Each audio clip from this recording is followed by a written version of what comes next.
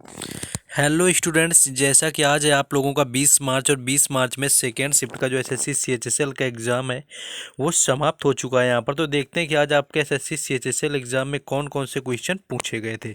ये आपके first shift के हैं। यहाँ सेकेंड शिफ्ट के शुरू करते हैं हम। चलिए, यहाँ से आपका सेकेंड शिफ्ट होता है। क्वेश्चन ये पूछा गया था आपका कि गरबा नृत्य किस राज्य से संबंधित। अगर गरबा नृत्य की बात करें तो गरबा गुजरात, राजस्थान और मालवा प्रदेशों में प्रचलित एक लोक नृत्य है। तो गुजरात आपको ऑप्शन में दिया हुआ था, जो कि राइट आंसर है। लोक नृत्य जिसका मूल उद्गम गुजरात है, आजकल इसे पूरे देश में आधुनिक नृत्य कला में स्थान प्राप्त हो गया है।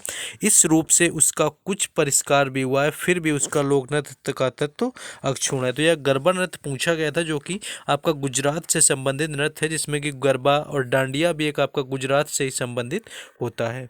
नेक्स्ट क्वेश्चन यहाँ पर है कि वर्तमान में भारत के नए सीडीएस कौन है। यहाँ पर चीफ ऑफ डिफेंस स्टाफ पूछा गया था कि कौन है। तो चीफ ऑफ डिफेंस स्टाफ की बात करें तो retired lieutenant general Anil Chauhan जो है भारत के नए सीडीएस बने हुए हैं। तो ये नए सीडीएस यहाँ पर बने हुए हैं, जो कि दूसरे नंबर के यानी लेफ्टिनेंट जनरल अनिल चौहान को नया चीफ ऑफ डिफेंस स्टाफ नियुक्त किया गया है, जो कि बिपिन रावत की जगह लेंगे और देश के दूसरे नए सीडीएस होंगे। तो जो पहले थे भारत के नए सीडीएस वो बिपिन रावत थे, जिनकी विमान दुर्घटना में मृत्यु हो जाती है, और दूसरे जो चीफ ऑफ डिफेंस स्टाफ हैं वो अनिल चौहान को बनाया जाता है। ये तीनों सेनाओं का प्रमुख होता है चीफ ऑफ डिफेंस स्टाफ। अभी नया ही ये पद आपका आसीन किया गया, जिसके पहले जो है यहाँ पर सीडीएस बिपिन रावत बने थे और दूसरे यहाँ पर यानी कि वर्तमान में जो है वो अनिल चौहान है।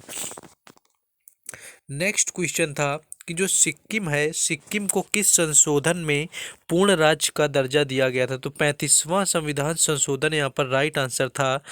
35वां जो संविधान संशोधन अधिनियम है 1975 के तहत इसे पूर्ण राज्य का दर्जा दिया गया था। यानी जो अधिनियम 35वां संविधान संशोधन अधिनियम आया था 1975 में, यानी 1975 में, उसमें इसका दर्जा दे दिया गया था। सबसे पहले 1974 में 35वें संविधान संशोधन द्वारा सिक्किम को भारत के सहयोगी राज्य का विशेष दर्जा दिया गया था, लेकिन आपका 36वें संविधान संशोधन अधिनियम 1975 ने 35वें संविधान संशोधन को निरस्त कर दिया हुआ था। तो आपका 36वां अगर दिया हुआ था तो 36वां संविधान संशोधन ही लगाना था, क्योंकि 35वां आपका निरस्त हो गया था। 1974 में सिक्किम ने भारत के साथ अधिक से अधिक जुड़ाव की इच्छा व्यक्त की थी। तदनुसार 35वां संविधान संशोधन 1974 संसद द्वारा अधिनियमित किया गया था। इस संशोधन ने सिक्किम को भारत संघ का एक सहयोगी राज्य का दर्जा देकर संविधान के तहत राज्य के नए वर्ग की शुरुआत की हुई थी। और 1975 में आयोजित एक जनमत संग्रह में उन्होंने चोग्याल की संस्था को समाप्त करने और सिक्किम को भारत का अभिन्न अंग बनाने के लिए मतदान किया हुआ था। नेक्स्ट क्वेश्चन देखेंगे। नेक्स्ट आपका पूछा गया था कि ओलंपिक 2028 का आयोजन कहाँ होगा। तो जो 2028 के ओलंपिक खेल हैं उनका आयोजन यहाँ पर, ओलंपिक जो खेल हैं, लॉस एंजल्स और संयुक्त राज्य अमेरिका में आयोजित किए जाएंगे। ये 2028 के हैं।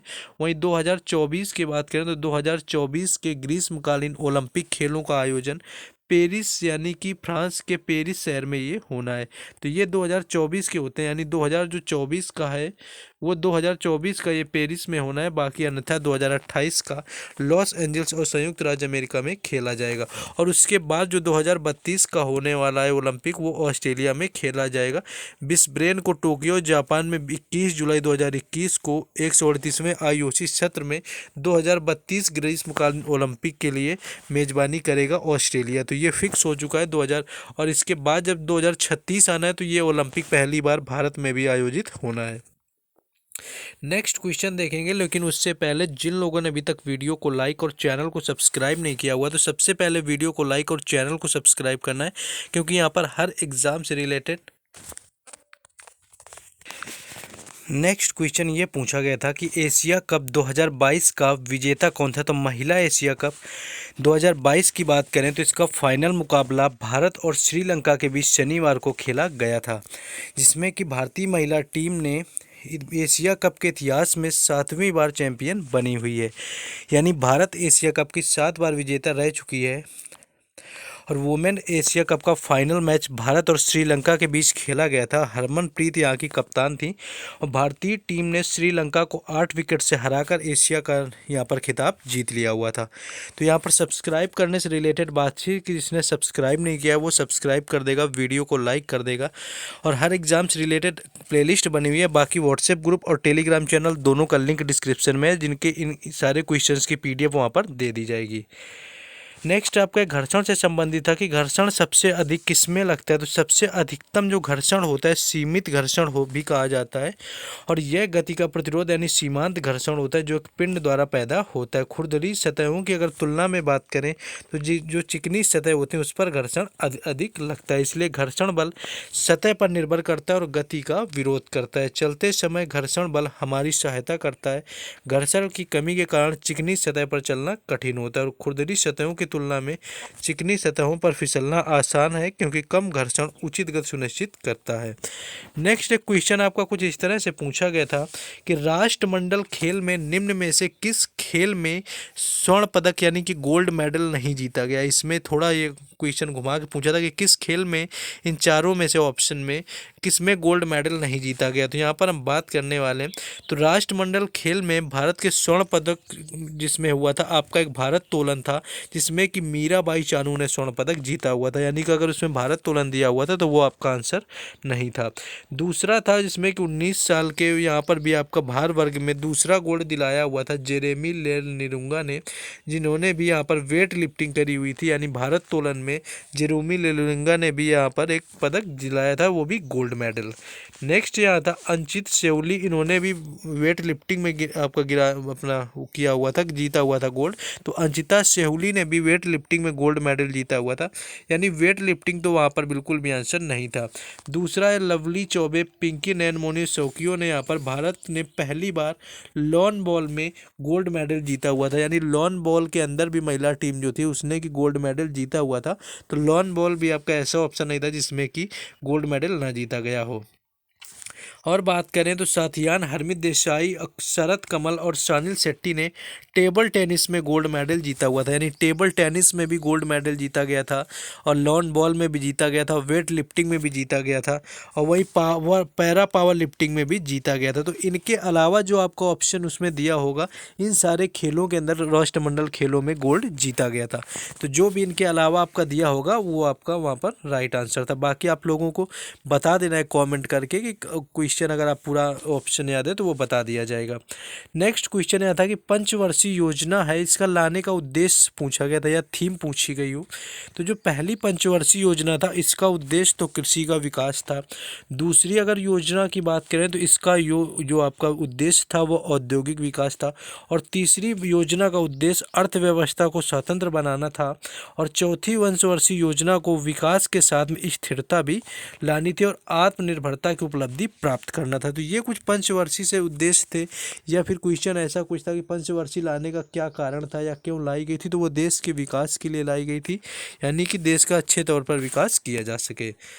नेक्स्ट क्वेश्चन था कि प्रति व्यक्ति आय का आकलन कैसे किया जाता है। प्रति व्यक्ति आय की बात करें तो इसका अनुमान उस क्षेत्र में रहने वाले सभी लोगों की आय के जोड़ को क्षेत्र की कुल जनसंख्या से विभाजित करके लगाया जाता है। प्रति व्यक्ति आय विभिन्न देशों के अलग अलग जीवन स्तर पर एक महत्वपूर्ण सूचकांक होती है और यह मानव विकास सूचकांक में सम्मिलित 3 संख्याओं में से एक होती है। तो यह आपकी प्रति व्यक्ति आय का आकलन यहाँ से पूछा गया था कि किस तरह से निकाला जाता है। तो ये बताया गया जैसे कि सभी लोगों की आय जो होती है कि जोड़ को क्षेत्र की कुल जनसंख्या से विभाजित आपका किया जाता है। जो भी लोगों की जितने लोग होते हैं उनकी आय को जोड़ा जाता है और फिर कुल जनसंख्या से वो आपको विभाजित करके प्रति व्यक्ति आय वहाँ पर निकाल ली जाती है कि पर हेड आपकी कैप्चर इनकम क्या होने वाली है। नेक्स्ट आपका क्वेश्चन था कि पृथ्वी दिवस 2022 की थीम क्या थी। पृथ्वी दिवस जैसा कि सभी को पता है कि 22 अप्रैल को मनाया जाता है, तो इसकी थीम पूछी गई थी। तो पृथ्वी दिवस 2022 की थीम हमारे ग्रह में निवेश करें, यानी इन्वेस्ट इन आवर प्लानेट। ये 2022 की थीम थी, हमारे ग्रह में निवेश करें, इन्वेस्ट इन आवर प्लानेट। इसके बाद आपकी बात करें तो 1970 से आपका शुरू हुआ था, दुनिया में वर्ल्ड अर्थ डे के रूप में मनाने लगी थी और 2022 के वर्ल्ड अर्थ डे के मौके पर थीम रखा गया इन्वेस्ट इन आवर अर्थ, यानी इसका मतलब है कि पृथ्वी के लिए निवेश करें, यानी invest in our planet. Next आगे देखेंगे हम लोग क्वेश्चन नेक्स्ट था कि जब मैदानी भाग में आती है तो वो किस प्रकार से बहती है। अगर मैदानी भाग की बात करें आती है तो यह नदी पर्वतों के ऊपरी क्षेत्रों से भारी मात्रा में अवसाद लाकर मैदानी भाग में जमा कर देती है, जिससे नदी मार्ग अवरुद्ध हो जाता है। यहाँ पर अगर वहाँ से जो मिट्टी ला के जमा करती है उसके परिणाम स्वरूप नदी क्या करती है कि अपना मार्ग ही वहाँ से मैदानी भाग से बदल लेती है, क्योंकि वहाँ से जो अवसाद लाकर मैदानी भाग में जमा होता है तो नदी मार्ग जो होता है यहाँ पर अवरुद्ध हो जाता है। तो ये थे कुछ क्वेश्चन जो आज 20 मार्च सेकेंड शिफ्ट में पूछे गए थे। तो जिन लोगों ने चैनल को सब्सक्राइब ना किया हो सब्सक्राइब कर लेंगे। बाकी आप सभी लोगों का हर एग्ज़ाम का जो एनालिसिस का प्लेलिस्ट है वो आपका हर एग्ज़ाम का बना हुआ है। बाकी व्हाट्सएप ग्रुप और टेलीग्राम चैनल दोनों का लिंक डिस्क्रिप्शन में दे दिया गया है, तो उनसे भी जुड़ जाएं। तो वहाँ पर आपको इन क्वेश्चंस की PDF फ्री में प्रोवाइड करा दी जाएगी। चलिए मिलते हैं नेक्स्ट वीडियो में। जय हिंद।